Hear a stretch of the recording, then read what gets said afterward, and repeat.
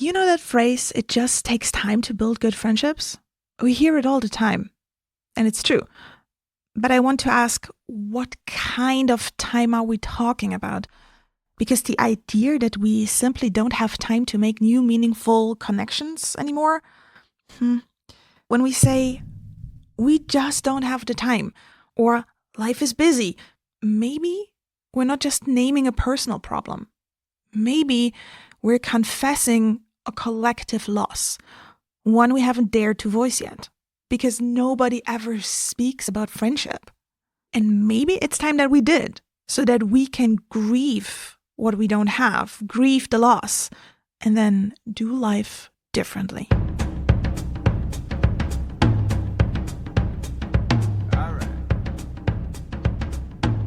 Hi, I'm Nick, and I'm here to say something we all feel but rarely admit out loud. We've become a generation of middle-aged teenagers, brilliant at building careers but barely equipped to build lives. We know how to earn a living, climb a ladder, craft a profile, go to network events, but no one ever taught us how to have hard conversations, or how to make friends who stay, or how to make good new friends in the first place, or how to say, I miss your face, friend, without feeling weak. That's not because we're broken. It's because we've never been taught this. Worth Having is not a podcast about optimizing your social life. It's about reclaiming friendship as a life practice. Tender, messy, generative, uncomfortable, and absolutely necessary to feel good about your life. This season, we're not here to collect more contacts. We're here to build emotional architecture, to get real about what keeps us from each other, what keeps us from furnishing this room between us that could be friendship, and to learn the relational intelligence that school, work, and hustle culture left out. So if you're a middle-aged teenager like me, still figuring out how to do friendship on purpose, welcome! You're not alone. I'm sitting right here with you. And if you stick around, I'll hold your trust if you will hold mine. Because that's what friends do. Welcome et bienvenue to the Worth Having podcast. Welcome, my dear friendship activist. Let's talk about ghosting for a second. I moved to Sweden a little bit over 3 years ago, and I noticed that people ghost people a lot. Before, I knew about that phenomenon of ghosting only through friends that are actively dating. So I thought it's a dating thing. But then here in Sweden, I realized ghosting happens a lot in everyday situations between everyday people and in a non-dating context. And in my little mind, I made it a Swedish thing. It wasn't until I heard Esther Perel in one of her clips on social media talk about ghosting as a social phenomenon in New York in the US. And the more it happens, it's only understandable that if you are on the receiving side of ghosting, so people not showing up, question whether you are worth hanging out with. So ghosting eats away our self-esteem. And that's when it clicked for me. It's not a Swedish thing. This is a thing of our times. And that's a little bit fucked up. So I get it. We say we're too busy because we actually are. We all know adult life naturally gets crowded. And we believe in the truth of these statements because it is our experience. But I also believe that it is a lazy excuse to some extent, and something we say when we know we could do life differently with more effort.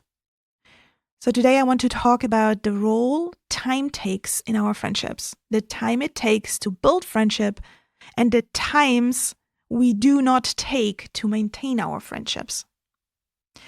Yes, building a new friendship from the ground up, that does take time, but not necessarily a lot of it, and definitely not endless time.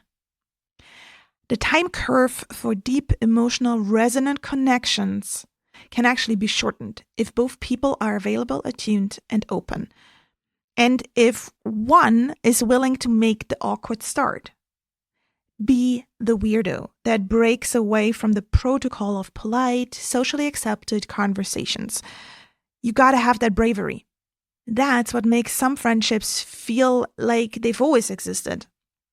But I will talk about that some other time because that has a lot to do with trust. And trust is a beast in itself.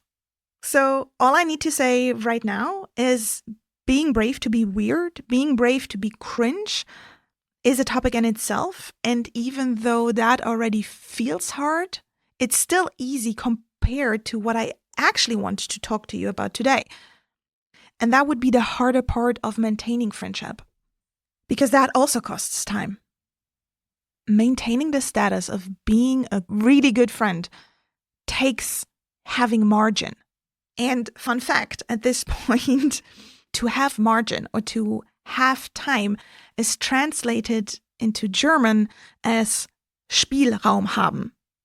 And that, when you translate that literally back into English, it means having space to play. Physical and timely space to play. Isn't that a great phrase to use? If you want to keep your friends, you need to have time slots available in your calendar. You need to have white space and the capacity to be with a friend and be reliably available and have space to play. In my conversations, in my interviews with everyone I meet and talk about friendships, one of the most appreciated things that comes up over and over again in every conversation is spontaneity. Friends are the people we can call on spontaneously. Friends are the people that we can call for everything and nothing. When we have an emergency or when we're simply bored.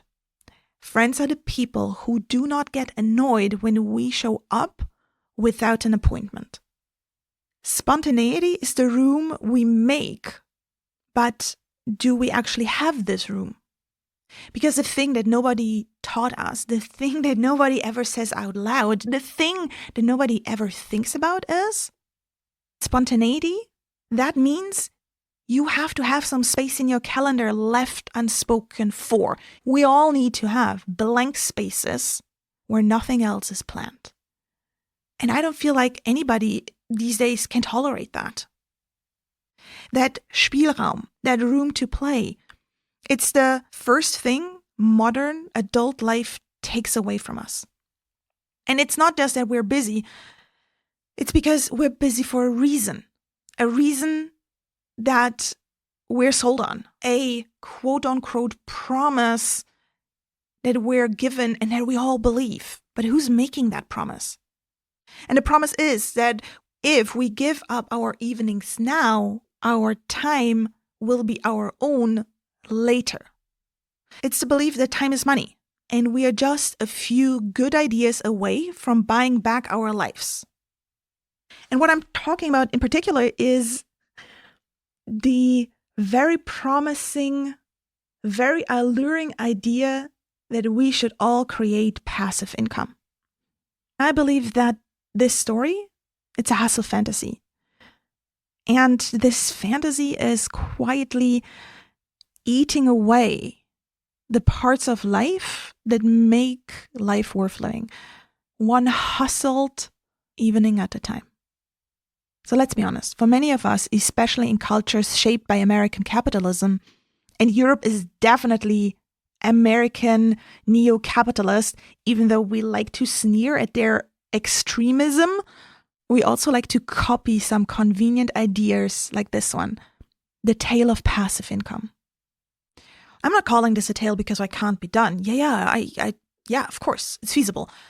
But I'm calling this a tale because it's not such a grand solution to making our quote-unquote miserable lives, our lives with less money that we potentially could have, better as it is presented. So here is the propaganda of the past few years that landed with me. True wealth is freedom, especially freedom of time.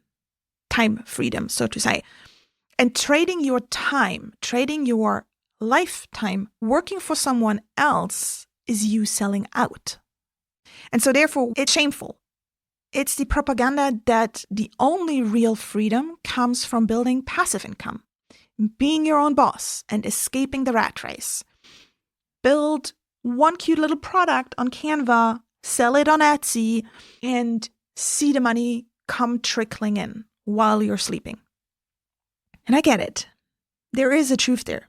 It's valid to want autonomy, to own your work, to stop feeding someone else's profit margin.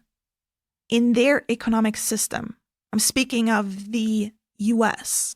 In the US economic system, where you can be out on your ass in a matter of seconds, and there is no social economic security net to catch you the way that we have it in most European countries.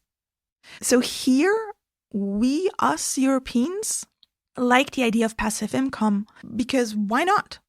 We all could use more money, and we can apply the concept, the idea of passive income into our lives here too. But what we're not talking about enough is that this so-called freedom path comes with its own very heavy cost. Most of us end up working even more. So we do our quote-unquote shameful 9 to 5 where we feed somebody else's margin, and that is so unbearable. And then we hustle 5 to 9. We study, we build, we promote, we create. We chase this dream of financial freedom. And I believe this is an American survival necessity.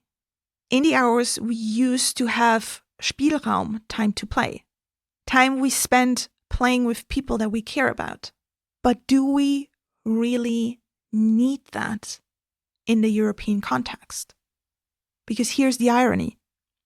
We're still exhausted. We're still worried. We're still lonely. And now on top of it, we're blaming ourselves for not hustling hard enough. And no matter how hard you hustle, if it's not an instant success, if it's not bringing in the money while you're sleeping, you're feeling even more like a failure.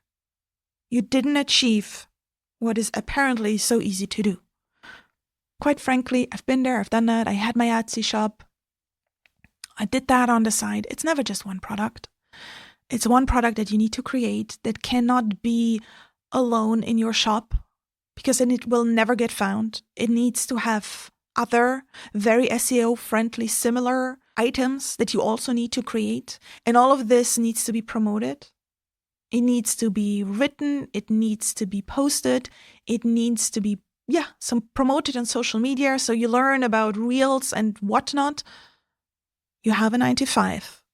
And you bought into the idea that you shouldn't be doing that. You're not doing it for yourself. You're making somebody else rich.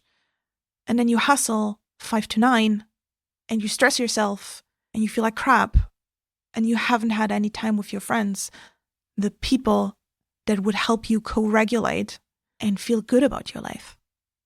What I'm seeing here is somewhere along the line, money got divided into two piles. There's the quote-unquote bad pile that you earned through labor for someone else by being a company human. And then there is the good pile, made through our own thing, ideally passively, ideally on a beach somewhere, sipping something. But both take effort, both take time, both drain energy. The only real question is, what does this time cost you? We believe it's worth to invest our evenings, weekends, into the pursuit of a quote-unquote better money pile at the expense of our playtime, of our time for friendship. But let's slow that even down a little bit more. If the time you spend building your dream isolates you, burns you out, or makes you unavailable to the people who matter most, is it actually better? Is it actually time better spent? Is it actually better money? Because at the end of the day, money does not show up when you are grieving. It doesn't answer the phone. It doesn't laugh at your dumb jokes. It doesn't remember your birthdays. Your friends do. Or they would if they weren't just as busy trying to escape the same broken thought system. Even if you now have an epiphany of, oh my God, that's so true. Your friend needs to have the same epiphany, the same understanding. Because if you now make sure that you have Spielraum, time to play and time to call your friend needs to have the time to be called Your friend needs to have the time to pick up the phone and spend time with you spontaneously.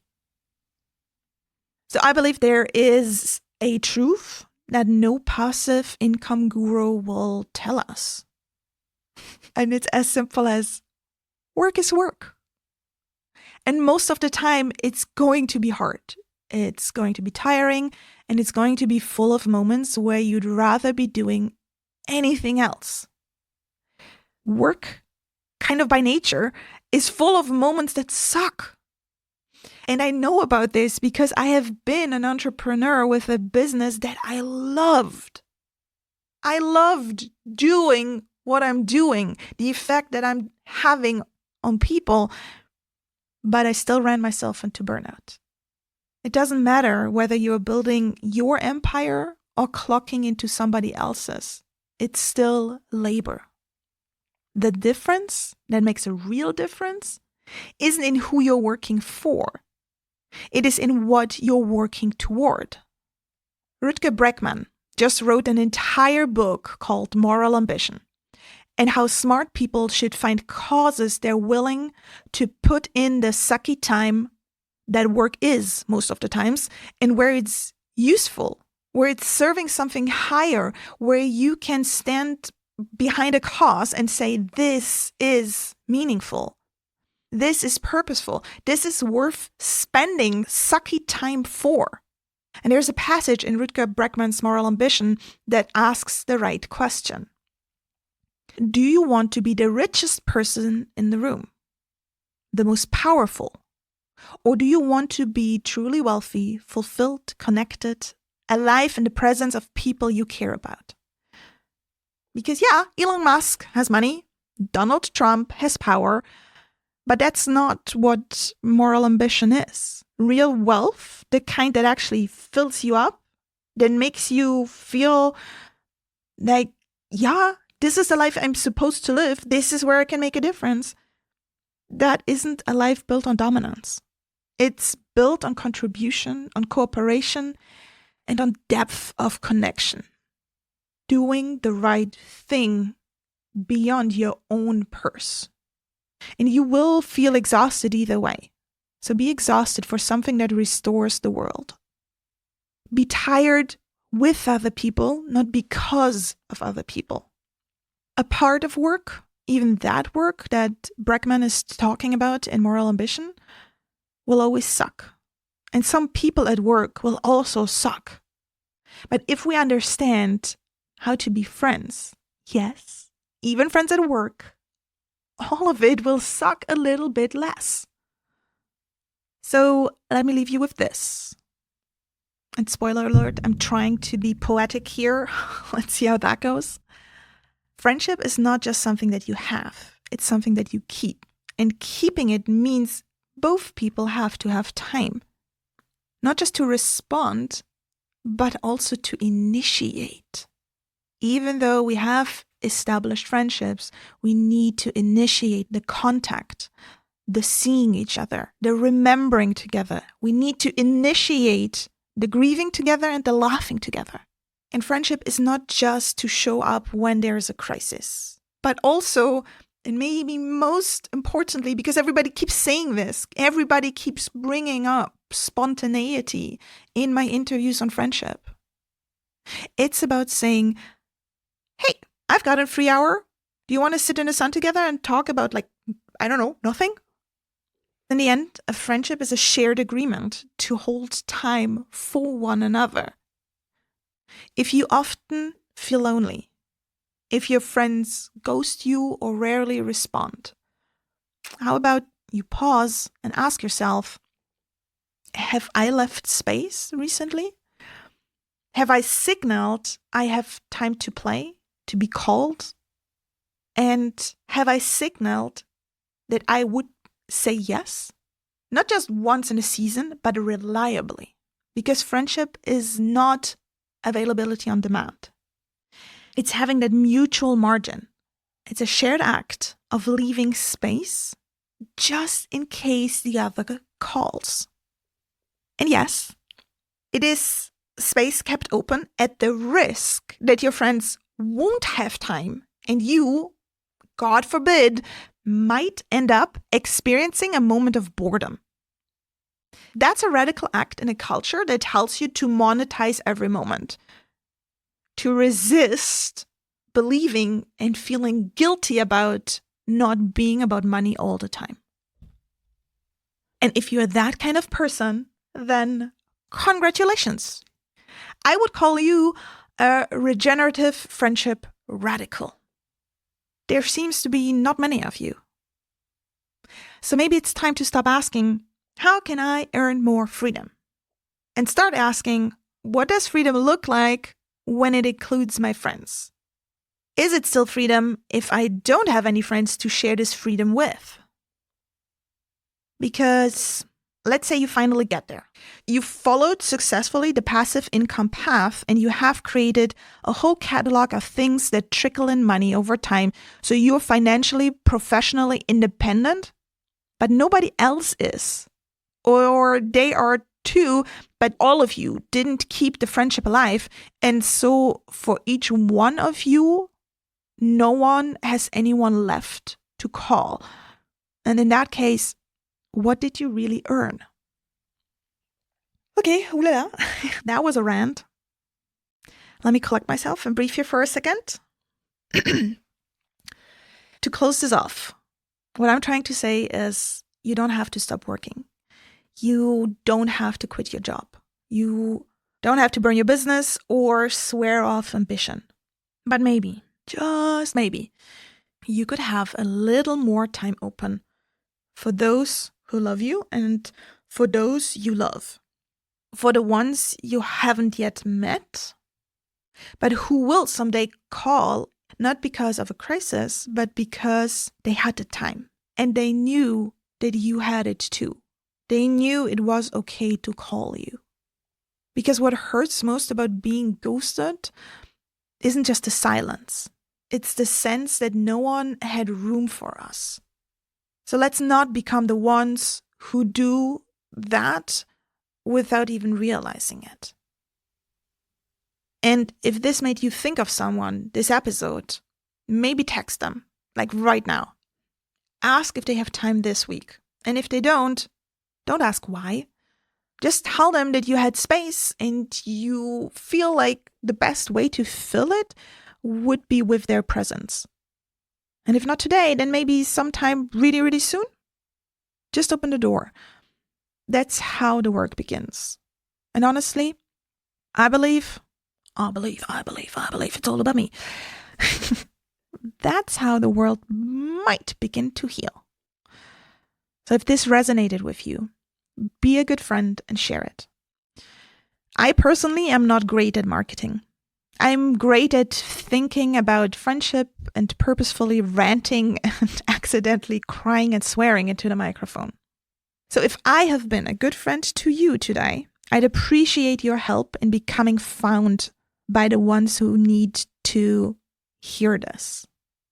I really appreciate it if you share it with your people, your feed, your loud cousin who talks about financial freedom through passive income a lot, or your uncle who has been a pain in the neck ever since he retired. Give him something to consider with his friendships. Because maybe, together, we can start reclaiming our time and give each other a little more room to play. À bientôt et au revoir. C'est Nicole.